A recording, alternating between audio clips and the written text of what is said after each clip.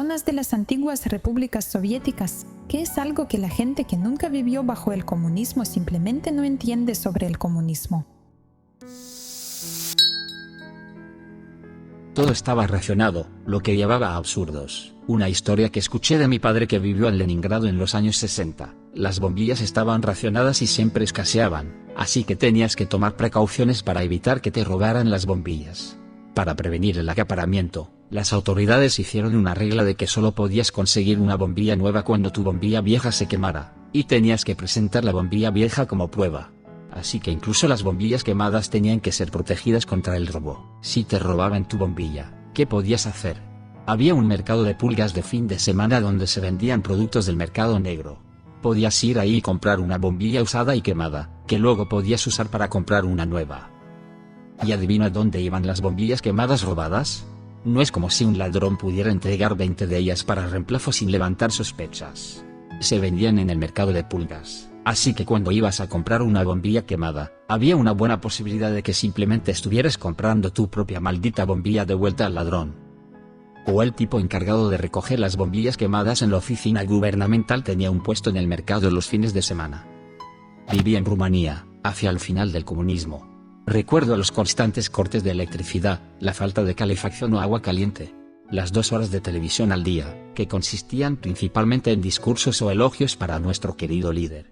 Recuerdo gritarle a mi mamá que había llegado el camión de pollos a la tienda estatal y hacer fila hasta que ella bajara. Esos pollos eran solo piel y huesos. Recuerdo el chicle viejo que teníamos, que sabía horrible y era tan duro que realmente no podías masticarlo. Recuerdo el pánico total de mis padres cuando dije algo malo que escuché en la calle contra Ceausescu. Tenían miedo de que pudiera decir algo en el jardín de infantes. Rumanía era excepcionalmente demencial como estado comunista gracias a la obsesión de Ceausescu con pagar hasta el último centavo de una cantidad relativamente pequeña de deuda externa acumulada a finales de los 70-principios de los 80. Esencialmente dirigió casi toda la actividad económica hacia las exportaciones para pagarla. Cuando la dictadura colapsó en 1989, Rumanía era prácticamente el único país del mundo que no tenía deudas. ¿Eso normalmente sería algo bueno? Estar libre de deudas puede ser bueno, el problema fue que para llegar ahí no hizo ninguna inversión durante una década, y también hizo pasar hambre a la población. La industria estaba en muy mal estado al final, era extremadamente ineficiente y obsoleta. Los muebles. Todo era pesado. Las sillas, las mesas, los armarios. Podrías matar a un hombre con un solo cajón de cómoda. Eran muebles construidos para sobrevivir un colapso ideológico y 3 generaciones de discusiones familiares. Una vez heredé algunos muebles checos, conocidos como los muebles malditos, que pesaban 1 tonelada absoluta. Concluimos que estaban hechos de las penas comprimidas de una nación.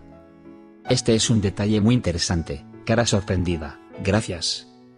Mi papá lo describió como vivir en un país dirigido por la asociación de vecinos más poderosa y vengativa del mundo. No puedes pintar tu cerca, y si te quejas de ello, podrías simplemente desaparecer. Además la cerca es imaginaria y está hecha de tristeza. Los excesos extraños. No tendrías bombillas en toda la ciudad durante 6 meses, y luego un día todas las tiendas estarían llenas del piso al techo solo con bombillas. Mi abuela todavía tiene un armario lleno de ellas del 88. Las llama la reserva estratégica de bombillas. Esta es la segunda historia de bombillas que he leído hasta ahora. ¿Cuál es el problema con las bombillas? Aquí hay una tercera. En la Rumanía comunista no había bombillas en las tiendas. Si necesitabas una, el truco era llevar la bombilla gastada a la oficina, y luego reemplazar una de las bombillas de la oficina con tu bombilla gastada. Pero por supuesto, que no te pillaran. Entonces la bombilla de la oficina sería reemplazada. Entre los regímenes comunistas europeos, Rumanía era particularmente infernal durante los años de Ceausescu. Las mujeres con menos de 2 hijos, y que no estuvieran embarazadas tenían exámenes ginecológicos ocasionales para asegurarse de que no estuvieran usando anticonceptivos o peor aún que no hubieran abortado. Gracias a Dios la familia huyó a Francia. La historia exacta es, todas las mujeres estaban obligadas a ir a un control ginecológico cada mes. Este control de salud mensual representaba el requisito para recibir atención médica. Los embarazos detectados eran monitoreados hasta el término. De esta manera, las posibilidades de provocar un aborto empírico fueron de casi totalmente aniquiladas. La ley era extremadamente severa. Numerosos ginecólogos así como mujeres que recurrieron a este método pagaron con años de prisión su intento de evitarlo. No soviética, pero mi suegra creció en la China comunista bajo el presidente Mao y todo eso. Ser el nivel correcto de leal era difícil, incluso si realmente creías en todo, y muchas personas honestamente lo hacían debido al lavado de cerebro desenfrenado. Si hacías todo bien, te pedirían unirte a la rama local del partido. Por otro lado, si cometías demasiados errores, eso tenía sus propios problemas. Podrías ser transferido a algún lugar horrible para ser el problema de otra persona, o si eras considerado no apto para el trabajo normal podrías incluso ser asignado a algún trabajo agotador en su lugar. Mi suegra era doctora, así que incluso cometer pequeños errores aquí y allá no era una opción que estuviera dispuesta a arriesgar. Mantuvo la cabeza baja, hizo su trabajo, no causó problemas, y aún así le pidieron unirse al partido local varias veces. La forma estándar de rechazar era no soy lo suficientemente buena, pero incluso eso solo se podía usar tantas veces. El rechazo directo a unirse al partido era visto como ser un traidor, lo que podía ser mortal. Estar en el partido era bueno para la persona de arriba y precario para todos los demás. Algunas personas querían hacerlo porque llegabas a disfrutar muchos lujos, pero la mayoría de las personas solo querían vivir sus vidas sin posiblemente ser purgadas por el capricho del líder. Dijo que una forma de salir de ello eran los sobornos, aunque eso tenía sus propios riesgos, por supuesto. Otra era tener un bebé a pesar de oficialmente ser sobre la igualdad de género. Era un secreto a voces que la realidad estaba lejos de ser igual, y las madres eran vistas como miembros poco confiables del partido debido a su tendencia a poner a sus hijos primero, especialmente si el niño todavía era un bebé. Contó historias increíbles sobre crecer en esa época. Algo de ello era genial, como lo relativamente seguro que era. Mucho de ello era terrible, como la forma en que las personas desaparecían por razones políticas y nunca sabrías qué les pasó, o las hambrunas horríficas que ocurrieron debido al rechazo de la ciencia agrícola, lisencoísmo. Pero en general, su sentimiento era que simplemente se interponía en el camino. La mayoría de las personas solo quieren hacer sus trabajos, pasar tiempo con sus familias, y tal vez tener un pasatiempo o dos, pero el comunismo hizo todas esas cosas más difíciles o imposibles. Odio que para cuando Mao adoptó el lisencoísmo, los soviéticos sabían que no funcionaba. Pero debido a la propaganda, y el deseo desesperado de ser vistos como un estado comunista exitoso, se negaron a advertir al gobierno chino. El PCCH, no queriendo admitir que habían sido estafados, y desesperados por proteger el ego de Mao, se negaron a admitir que no estaba yendo como esperaban. Entre las mentiras de los soviéticos, la ceguera voluntaria de los altos mandos del PCCH, y China diciéndole a su gente que se comiera toda su comida almacenada para que tuvieran espacio para la abundancia de comida que este nuevo método traería, y matando gorriones lo que aumentó las plagas de cultivos y redujo la dispersión natural de semillas. Y tienes decenas de millones de personas muertas. El podcast Behind the Bastards hizo un excelente episodio de 2 partes sobre Lysenko. Rara vez me he enfurecido tanto por la arrogancia de un hombre ucraniano, nacido a finales de los 80, así que tengo experiencia principalmente de segunda mano, pero muchos vestigios de ese sistema permanecieron hasta bien entrados los 2000 y después. No había igualdad en la práctica. El estilo de vida de un trabajador de cuello azul puede que no haya sido tan diferente del de un ingeniero, no militar. Claro, pero estaba muy lejos de un administrador del partido. Ni siquiera estoy hablando del comité central o algo así, solo la organización juvenil local del partido, Komsomol, un trampolín hacia el CUS propiamente dicho. Piensa en 5x 10x el salario y, más importante, grandes conexiones. Tantas cosas que no se podían comprar en las tiendas estaban a solo una llamada telefónica de distancia si tenías el número correcto. Autos, servicios, vacaciones en el extranjero, la mejor atención médica, lo que sea. Como otro ejemplo, había tiendas de rublos y tiendas de moneda extranjera Berezka. Piensa en el duty free soviético. Ahora adivina quién podía comprar dólares a la tasa de cambio oficial de 0.7 rublos barra uns del lugar de la tasa del mercado negro de 20 rublos barra uns, y esos miembros junior del partido se convirtieron en los principales beneficiarios de la privatización, CEOs, diputados, líderes del Partido Democrático X, etc. El dinero por sí mismo puede haber significado menos de lo que significaba en las sociedades occidentales, pero básicamente solo hizo que todo el sistema fuera aún más corrupto y nepotista. ¿Puede el hijo de un coronel convertirse en general? Por supuesto que no, el general también tiene un hijo. Sobre la atención médica gratuita, los buenos hospitales y buenos doctores también eran privilegio de los poderosos. Claro, no pagarías nada oficialmente, pero si contraías algo serio como un tumor, tú y todos los que conocías necesitarían usar todos los favores para tal vez conseguirte entrar a algo como un hospital militar para tener una oportunidad de ser tratado. Y no podías simplemente levantarte y mudarte a una ciudad más grande si no estabas contento con tu vida, o cambiar fácilmente de carrera. Los trabajadores de Kolkov, granja colectiva, no tenían IRS internos hasta 1970. Básicamente era servidumbre 2.0, ya que era ilegal viajar sin un ID. La disparidad de ingresos y nepotismo, lo mismo con China. En los años 60 la bisabuela del lado de mi padre tuvo que criar 7 hijos con un ingreso mensual de 12 yuan de empleada de tienda. El bisabuelo del lado de mi madre ganaba 300 yuan al mes, ministro de electricidad regional y algo más, sin mencionar que podía poner a los hijos más incompetentes en los sistemas de electricidad y salud. Historia divertida en retrospectiva. Trabajé con un tipo de Ucrania y logró llegar a Estados Unidos. Me dijo que una vez que estuvo aquí estaba en su computadora haciendo lo que fuera. Le salió el error. Su computadora ha realizado una acción ilegal. Me dijo que apagó todas sus luces y la computadora. Luego miró por la ventana esperando que apareciera la policía. Dijo que tenía miedo de que fuera a aparecer la policía. Contándome su historia años después, no podía parar de reírse mientras me la contaba. Polonia, años 80. Recuerdo a mi mamá llorando, porque accidentalmente dejó una pequeña bolsa de salchichas en la carnicería, y ya no estaban cuando regresó a recogerlas. Esta era nuestra ración mensual. Recuerdo conseguir una lata de Coca-Cola.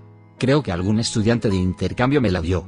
La llevé a mi escuela y se la mostré absolutamente a todos. Fui la persona más interesante de la escuela por un día, justo después de que cayó el comunismo. Recuerdo que una maestra me pidió que agarrara un pedazo de tiza, me parara en una silla y dibujara una corona encima de la cabeza del águila blanca polaca, nuestro emblema nacional, presente en cada aula.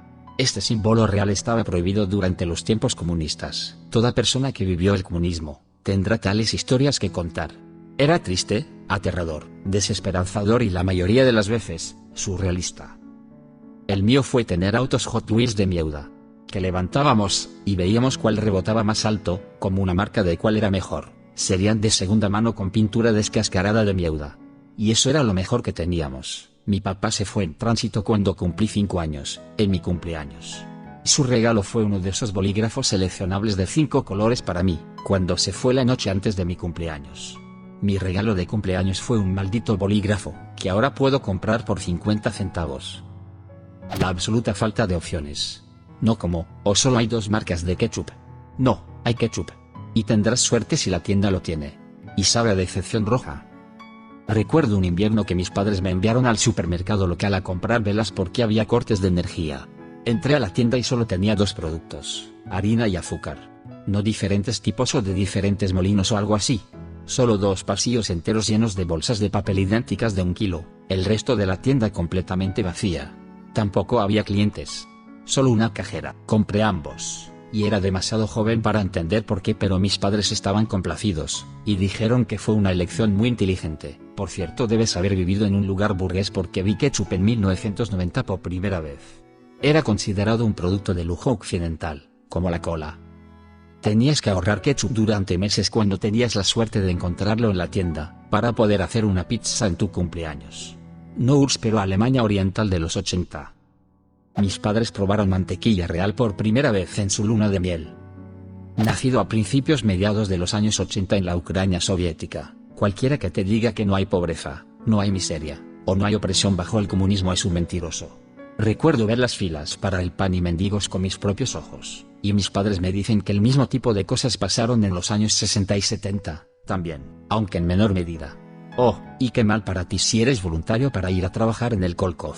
Cualquiera que te diga que el comunismo no es imperialista también es un mentiroso, de lo contrario nunca habría habido una intervención soviética en Afganistán.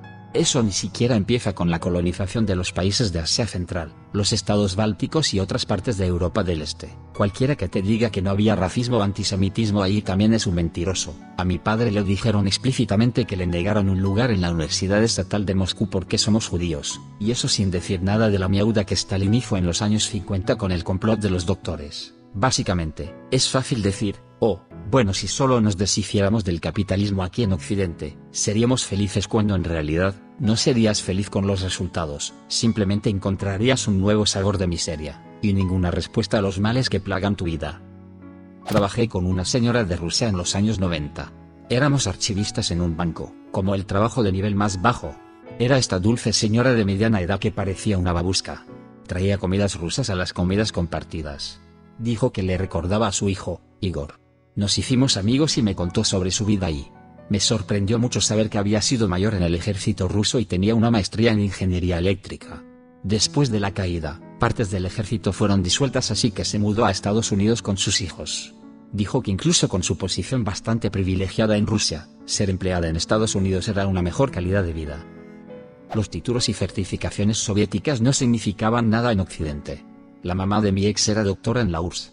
Salieron con estatus de refugiados en los años 80, y ella empezó de nuevo y fue a la escuela de enfermería en Estados Unidos. Eso tristemente es a menudo el caso de todo el mundo. Durante mi tiempo en un colegio comunitario local tutoré a una mujer vietnamita mayor que había sido cirujana en Vietnam, pero porque su esposo estaba de alguna manera asociado con el ejército americano, habían tenido que huir del país. Estaba luchando para entrar al programa de técnico en farmacia porque no podía cumplir con los requisitos de inglés. Uno de mis recuerdos más orgullosos fue verla venir corriendo al laboratorio de tutoría agitando su ensayo final de inglés 201 en el que habíamos trabajado por semanas con una puntuación lo suficientemente alta para pasar la clase con una calificación que le permitiría entrar al programa de técnico. Esta mujer estaba absolutamente dominando los niveles más altos de matemáticas, química, biología, etc., pero no podía entrar a un programa de asistente debido a los requisitos de inglés escrito. Todo mientras trabajaba quién sabe cuántas horas en el restaurante de la familia y criando a sus hijos. De la esposa de mi tío, que escapó con su familia en los años 60, qué barata era la vida humana para el régimen. No les importaba absolutamente nada desaparecer a cualquiera que hablara críticamente de las autoridades, en nombre de proteger al Estado. Y no eran solo arrestos, estas personas nunca fueron vistas de nuevo. Suena similar a cómo funcionan las cosas en Corea del Norte, China, Cuba e incluso Venezuela. Protestar contra la política gubernamental es una actividad de alto riesgo en cualquiera de esos países, puede costarte tu libertad o tu vida. No de una antigua república soviética, sino un estado tapón, Checoslovaquia en ese entonces. Entre otras cosas, la planificación central y sus efectos a largo plazo. TL.I,dr. Imagina que tienes una empresa y el Estado te dice cuánto deberías pagar, cómo deberías calcularlo, cómo deberías anticipar el próximo año y si no funciona, es tu problema cumplir con los requisitos del Estado. La gente rápidamente aprendió que todo es culpa de otra persona y problema de otra persona. Por supuesto no es típico solo del comunismo/socialismo, pero el Estado requería enormes cantidades de datos y estaba tan obsesionado con su recolección, que entonces no tenía capacidad de repuesto para realmente trabajar con los datos. Sí, lo sé, es típico del mundo corporativo hoy, aguanta conmigo por un segundo. Así que usualmente solo tomabas los datos del año pasado, y hacías una suposición de que este año sería mejor, porque el comunismo marcha hacia adelante, y establecías el plan. Pero esto se hacía a nivel central, usualmente con poca consideración a las diferentes condiciones en diferentes partes del país, o se establecía alguna regla universal para una planificación más detallada. Ejemplo específico, Cooperativa Agrícola Unificada, en Chekojednotnece Medelskie Drudztvo, así que usaré la abreviatura JZD. La JZD se suponía que era una unidad agrícola independiente donde la gente local juntaba su tierra, maquinaria, ganado, etc. Y todos trabajaban ahí, división del trabajo, la gestionaban juntos y luego dividían las ganancias, justamente. Las reglas centrales dictaban que se suponía que fuera lo suficientemente rentable para que todas las personas que participaran en ella estuvieran bien. Así que no se permitían deudas. También una regla central establecía que después de que terminara un año, sumas lo que has ganado y lo divides entre la gente.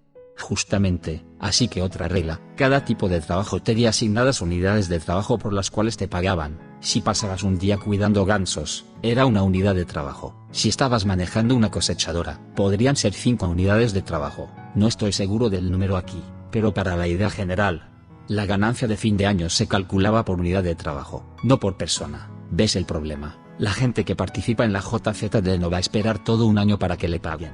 Así que se asumía por ejemplo cuáles serían las ganancias de ese año, y había reglas centrales para ello o incluso te daban la suposición, significando que una unidad de trabajo valdría 2 coronas. Así que la gente no era realmente pagada cada mes, recibían el dinero como un adelanto de salario. Al final del año, sorpresa sorpresa, la ganancia total dividida por unidades de trabajo significaba que una unidad de trabajo valía solo 1 corona, mal año mala suposición inicial. Así que la gente recibió sobrepago, y se suponía que devolvieran la mitad del pago de su año. Por supuesto nadie haría eso, no les pagaban bien en primer lugar, y pensaban que estaban siendo robados por alguien más arriba. Usualmente se resolvía, pero solo porque alguien a nivel local, pero un poco más arriba, estaba peleando con el centro central en Praga a través de algunos canales traseros y lo consiguió cubrir. Así que para la gente ordinaria, mientras metas tu cabeza en la arena y te niegues a devolver tu dinero, puedes quedártelo. Para la gerencia de la JZD, alguien más lo resolverá y recibirán instrucciones sobre cómo dirigir su negocio para el próximo año. Cero responsabilidad en todas partes, y eso no desapareció con la caída del régimen. Si alguien lee en checo, recomiendo altamente un libro Maladov na Okresni Soudce por Otaulk. Está lleno de historias como esta. Ojalá pudiera leer en checo porque eso suena fascinante. En su lugar, leeré tu publicación unas cuantas veces y espero poder encontrar un libro similar. Aprecio que compartas tu historia. Muchas gracias. Voy a tratar de darte algunas historias más. Otaulk, a quien mencioné, era un juez, escapó a finales de los 50 a Estados Unidos, así que tiene muchas historias de sala de tribunal. Algunas de esas se referían al origen de clase. Si nacías en una familia de clase trabajadora, que había sido clase trabajadora por algunas generaciones, eras considerado una mejor persona socialista que alguien cuya familia solía poseer una fábrica. Así que, como una mejor persona socialista, era realmente inconcebible para el régimen que dañaras al régimen, al menos en los años 50. Si realmente lo hacías, se descubría rápidamente que no eras clase trabajadora apropiada. Así que si un tipo trabajando en una fábrica robaba un pollo de un tipo que tenía una pequeña granja privada, un gran no, se suponía que las granjas privadas se convertirían en partes de JZD que mencioné anteriormente. Era un problema. El hombre de clase trabajadora, una persona socialista apropiada, no puede estar robando, así que significa que no robó el pollo. Así que el dueño de la pequeña granja se metió en problemas por acusar falsamente al hombre de clase trabajadora de robar su pollo, cuando de hecho el hombre de clase trabajadora fue atrapado cargando el pollo robado. Luego estaba el levantamiento en Pilsen, esa ciudad con esa cerveza famosa, en 1953, búscalo, es fascinante y fue realmente encubierto de una manera notable. Para resumirlo muy crudamente, por aproximadamente 3 días la gente de Pilsen estaba ondeando banderas americanas, cantando canciones en inglés y desacatando descaradamente al régimen, principalmente debido a una reforma monetaria destrozada. Así que cuando terminó, se necesitaba castigar a aquellos que participaron en oponerse al régimen. Y ahí vino el problema. En la corte estaba parado un hombre que se veía más clase trabajadora que un póster de propaganda, tipo enorme, manos enormes, usando ropa de trabajo porque ni siquiera poseía un traje, cuya familia podía rastrearse como siendo exclusivamente clase trabajadora por un siglo, pero durante el levantamiento, estaba gritando que la gente del régimen local debería ser expulsada de la ciudad y el país, etc. ¿Qué hacer con él? Es imposible para una persona de clase trabajadora oponerse a un régimen de clase trabajadora, porque en teoría, él es el régimen, pero obviamente lo hizo y no se veía arrepentido. Y había docenas, tal vez cientos menores de esos casos, así que no podías decir que todos ellos de repente no son gente de clase trabajadora en absoluto. Así que las sentencias fueron muy indulgentes y silenciadas. Lo que es el comunismo en la práctica es la respuesta. En el papel estoy de acuerdo en que el comunismo suena genial. Gente trabajando junta para el mejoramiento de toda la sociedad y todo eso. Punto. En la práctica funciona así. Gente siendo forzada a trabajar para obedecer la locura corrupta del partido. Ningún derecho a criticar las malas decisiones del partido, es decir, no hay libertad de expresión. Falta de opciones en todo. Sé feliz con lo que tienes. Si siquiera intentas lograr algo no aprobado por el Politburo, saluda a la KGB y nadie sabrá jamás qué te pasó. Si no sigues públicamente la línea del partido, estás muerto y no de una manera agradable. Reporta a tus vecinos por cualquier comportamiento anticomunista, que puede incluir solo quejarse de ser enviado a limpiar el desastre en Chernóbil o tratar de recuperar a tu abuela de un gulag siberiano. Apenas vivía en la URSS, demasiado joven en ese entonces. Pero la cantidad de historias que he escuchado de gente orgullosa de las cosas que hicieron para robar al gobierno barra sociedad es una locura. Todo era corrupto, llevabas una botella de vodka incluso a tu doctor en ese entonces, sin siquiera entrar en la limpieza étnica estratégica de las minorías. No era una unión de gente de diferentes nacionalidades y culturas. Era una unión de gente y naciones que habían sido rusificadas o estaban en medio de la rusificación. Si eres una minoría en un país comunista, adiós al derecho a existir, al menos intentan ocultar un poco su intento de erradicar tu cultura. Todos los libros educativos empezaban glorificando al Partido Comunista Soviético por varias páginas. Leí uno hace unos meses, me reí mucho de la locura. ¿Quieres comprar un auto? Ve a esta lista de espera de 7 años, para conseguir un maldito Lada. Si nos gustas, es un auto confiable para ser justos. Nuestros antiguos festivales de canciones nacionales tenían canciones obligatorias de glorificación comunista incluidas. Las cuotas son una de las peores. Todo tenía cuotas, la producción tiene sentido. La deportación, no necesito deportar a esta familia en esta lista que tengo. Bueno, no puedo encontrarlos, así que supongo que tomaré a los vecinos. ¿Han hecho algo? ¿A quién le importa? Tengo una cuota que cumplir.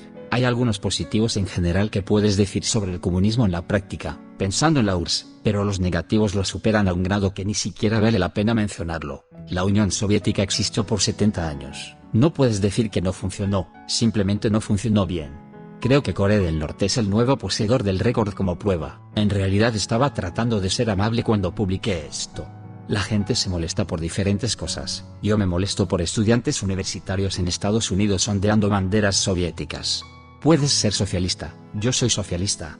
No puedes ondear la bandera soviética y pensar que estás luchando por la igualdad, porque eso te convierte en el enemigo de la igualdad y de muchos países en el planeta. Sí, el autoritarismo es el verdadero cáncer de la sociedad. Crecí con él bajo la apariencia de socialismo en Venezuela. Todo mentira muy similar a lo que describiste, y ahora lo veo creciendo en mi nuevo hogar, Estados Unidos. No soy directamente de ahí, mi padre sí, pero llegué a visitar Budapest, Hungría y sus alrededores en el verano de 1983. Como un niño americano suburbano de 12 años, fue una experiencia que me abrió los ojos. Era como si hubiera entrado en una máquina del tiempo y hubiera retrocedido 25 años, autos viejos, ropa vieja, todo viejo. Ninguna marca comercial de nada, todo era genérico y producido por el Estado. Nuestro papá nos dijo que nos vistiéramos sencillo para no destacar con nuestra ropa americana. Hombres militares con armas grandes estaban parados en las esquinas y frente a edificios importantes. También nos dijeron que tuviéramos cuidado de cómo hablábamos, y que no dijéramos nada negativo sobre lo que vimos o escuchamos mientras estuviéramos ahí, y que no lo comparáramos con América de ninguna manera. Dicho esto, la gente era súper amigable y se apoyaban mutuamente. Probablemente porque a menudo tenían que hacerlo. Mi padre había crecido como un niño de la calle en la ciudad, había huido del país en sus últimos años de adolescencia, y en realidad tuvo que colarse, y salir de nuevo mientras mi hermano y yo pasamos por la aduana normal. Temía ser descubierto, arrestado y encarcelado, pero quería que viéramos su país y conociéramos a nuestros abuelos húngaros. Estuvimos ahí por aproximadamente 3 semanas y nunca olvidaré la experiencia, fue verdaderamente como otro mundo, uno que nunca he visto desde entonces. Qué horrible era para la persona promedio. Hoy en día escuchar a esa gente decir que estaba bastante bien, que empeoró hacia los años 80, pero los años 60 y 70 estaban bastante bien. Y sí, hay una escala para todo. Había muchos lugares mucho peores para vivir que Moscú en los años 60. Pero incluso las ciudades más ricas estaban llenas de pobreza abyecta. Hay una razón por la que miles de personas querían escapar a Occidente, incluyendo a mis propios padres, que afortunadamente tuvieron éxito y eventualmente se conocieron en Estados Unidos, mientras muy pocos querían mudarse al este. La gente olvida que no era solo comunista, también era una dictadura. Soy de Letonia, que era parte de la Unión Soviética. Nací después del colapso de la Unión Soviética, pero toda mi familia vivió la ocupación soviética. Los letones eran muy pobres durante este tiempo, ya que apenas podían satisfacer sus necesidades físicas. Mi mamá habló de tiempos donde algunos días no llegaba a comer porque no había comida. Afortunadamente las hambrunas absolutas en Letonia eran poco comunes, pero la gente se acercaba a ello. También había mucha supresión cultural, ya que los soviéticos querían rusificarnos. El letón fue reemplazado con ruso, la historia letona fue reescrita y cualquiera que dijera lo contrario recibía castigos severos. Los soviéticos eran duros al hacer cumplir la ley. Cosas muy menores eran tratadas con el castigo más severo. Uno de mis tíos fue encerrado por unos años por simplemente robar algo de comida. Entre las peores cosas que hizo la URSS fue instalar minorías rusas en cada república soviética para que cualquier disidencia política pudiera ser rápidamente enmarcada como antirrusa y así tener un grupo de ciudadanos listos para ponerse del lado del régimen. ¿Y la peor parte? La URSS cayó hace 34 años, pero estas minorías artificiales, como una catástrofe natural, siguen dañando a estos países, ahora controlados por Rusia. No una antigua república, sino Polonia. No había nada que comprar, y si lo había, esperabas en una larga fila para conseguirlo. Solo cosas normales, como azúcar y mantequilla. Por algunos años solo podíamos comprar un número definido de productos, como 600 gramos de carne por mes, o un par de zapatos por año. Si necesitabas una nevera, o muebles, o algo así, pero no un lavavajillas, no había lavavajillas, había una fila en la que la gente esperaba por semanas.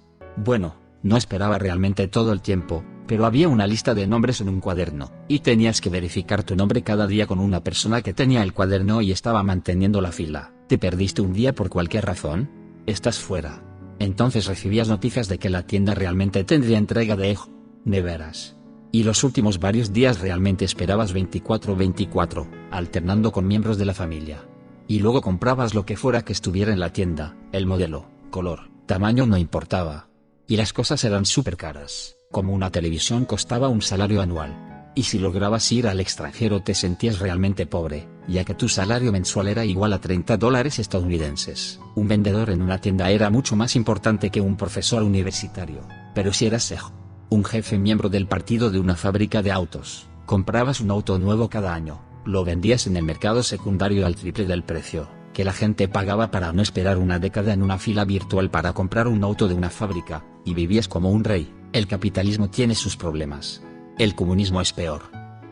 La abuela de mi amigo emigró de Polonia a Australia después de la Segunda Guerra Mundial. Cuando llegó estaba tan emocionada de encontrar que puedes caminar a una tienda e intercambiar dinero por detergente en polvo que compró suficientes cajas de Omo para llenar un armario entero.